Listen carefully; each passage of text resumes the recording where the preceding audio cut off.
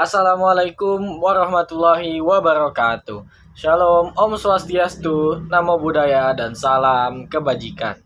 Selamat pagi, selamat siang, selamat sore, dan selamat malam kepada Pak Atih Ardiansyah, Esikom Emikom, selaku dosen pengampu mata kuliah pengantar ilmu politik.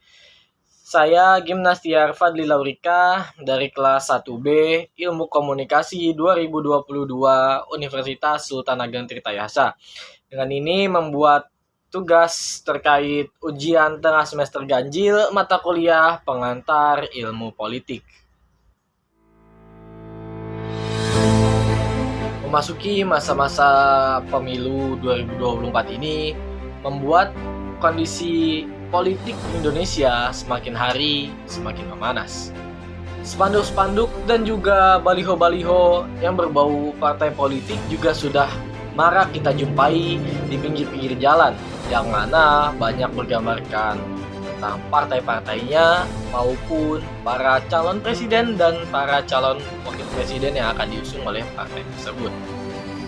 Hal ini juga memperlihatkan bagaimana kondisi politik di Indonesia pada tahun ini.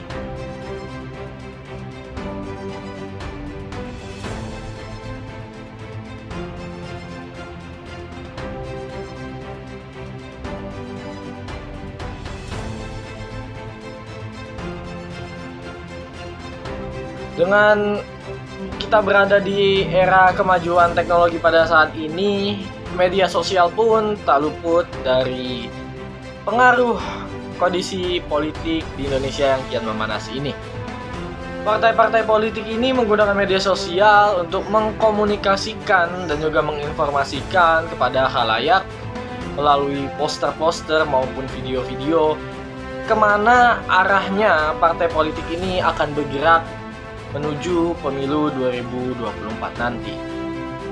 Kita juga bisa melihat di media sosial bagaimana aksi-aksi yang dilakukan oleh para tokoh-tokoh yang digadang-gadang akan maju sebagai calon presiden dan para calon wakil presiden yang akan maju di pemilu 2024 nanti. Makan semua yuk. Pak, ikut makan aja semua. Bikin makan saya. Sini. Coba sini, yuk. Berapa? Ya, 5.000 per kilo. Oh, bagus. Mari kita jatuh, Pak. Ini 3 komoditas ini. Ini sawit namanya. Sawi.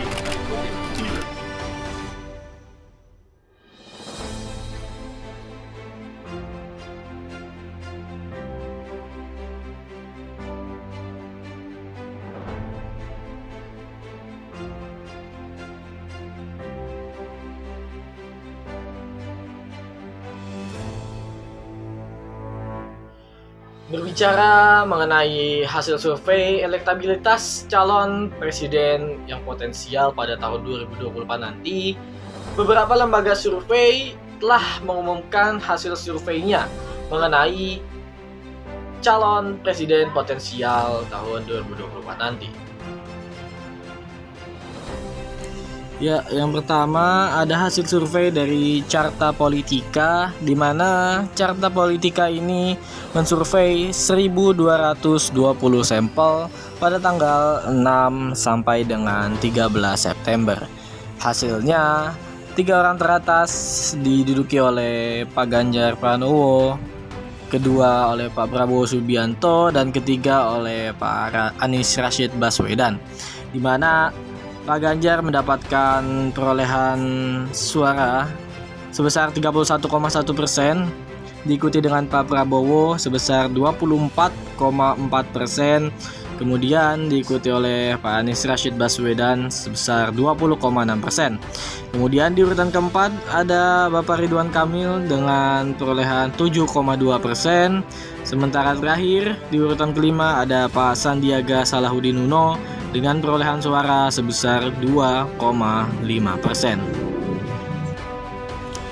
Lalu kemudian menurut hasil survei lembaga kedua, yaitu hasil survei dari Lembaga Survei Indonesia atau LSI, yang mana LSI ini telah mensurvei 1.220 responden pada tanggal 13 sampai dengan 21 Agustus. Di mana menurut hasil survei Lembaga Survei Indonesia, lagi-lagi 3 teratas ditempati oleh Pak Ganjar, Pak Prabowo, dan Pak Anies Rashid Baswedan. Di mana Pak Ganjar mendapatkan perolehan 24,5%, Pak Prabowo dengan 21,3%, Pak Anies dengan 19,3%. Di urutan keempat ada Pak Ridwan Kamil dengan 10,4%, dan di urutan kelima muncul nama Agus Harimurti Yudhoyono sebesar 2,9%. Kemudian hasil survei terakhir dari Poltreking Indonesia yang melakukan survei pada tanggal 1 sampai 7 Agustus. 3 teratas masih di Pak Ganjar, Pak Prabowo, dan Pak Anies. Pak Ganjar memperoleh 26,6%, Pak Prabowo dengan 19,7%, Pak Anies dengan 17,7%. Di urutan keempat bertukar menjadi AHY dengan 4,7%. Kemudian terakhir oleh Pak Ridwan Kamil dengan 3,9%. Kemudian berbicara terkait parliamentary threshold, untuk koalisi pertama yang sudah terbentuk sejauh ini ada Koalisi Indonesia Bersatu, yang mana berisikan Partai Golkar dengan 85 kursi dan 12,31%, Partai PAN dengan 44 kursi sebesar 6,84%, dan Partai P3 dengan 19 kursi yaitu 4,52%. Dengan total koalisi tersebut 148 kursi dengan perolehan 23,57%, artinya sudah di atas threshold, yaitu di atas 20%.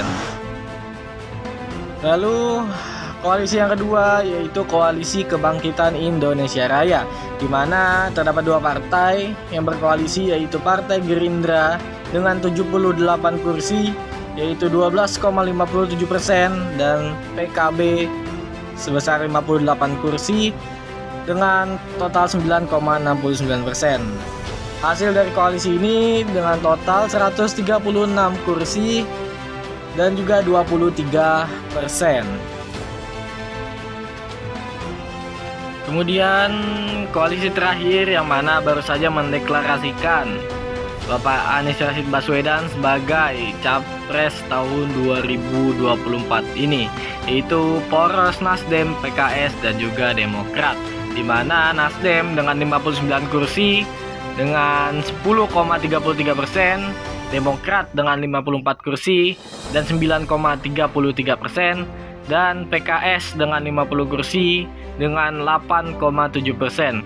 Artinya total dari koalisi ini yaitu 163 kursi dengan perolehan 28,36%. Namun untuk PDI merupakan partai yang independen karena bisa mencalonkan sendiri tanpa berkoalisi, karena menurut threshold PDI sudah berada di atas 20%.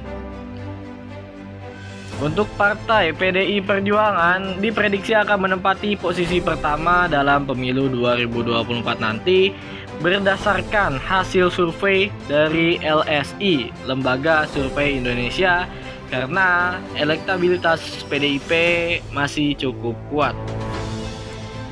Direktur Eksekutif LSI, Jayadi Hasan, mengatakan dalam konferensi persnya bahwa PDI Perjuangan masih memperoleh suara tertinggi kalau pemilu diadakan sekarang, yaitu di kisaran angka 26,6%, kemudian diikuti oleh Partai Golkar, Gerindra, dan juga Demokrat.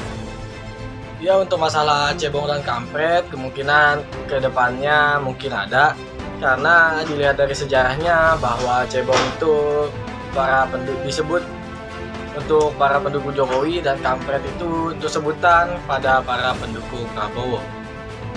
karena Pak Jokowi sudah tidak boleh maju karena sudah menginjak 2 periode, maka kemungkinan penipuan cebong akan tidak ada lagi. Namun untuk kampret kemungkinan ada, karena saat ini ada isu bahwa Pak Prabowo akan maju lagi, dan untuk sebutan-sebutan lain kemungkinan ada untuk para pendukung-pendukung calon presiden potensial tersebut. Ya, cukup sekian penjelasan tugas dari saya.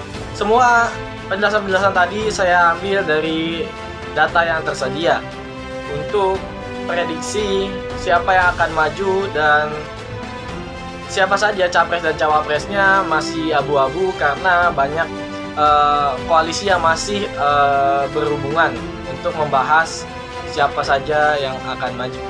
Sekian, terima kasih. Saya Gimnastia Fadlurika, pamit undur diri. Wassalamualaikum warahmatullahi wabarakatuh.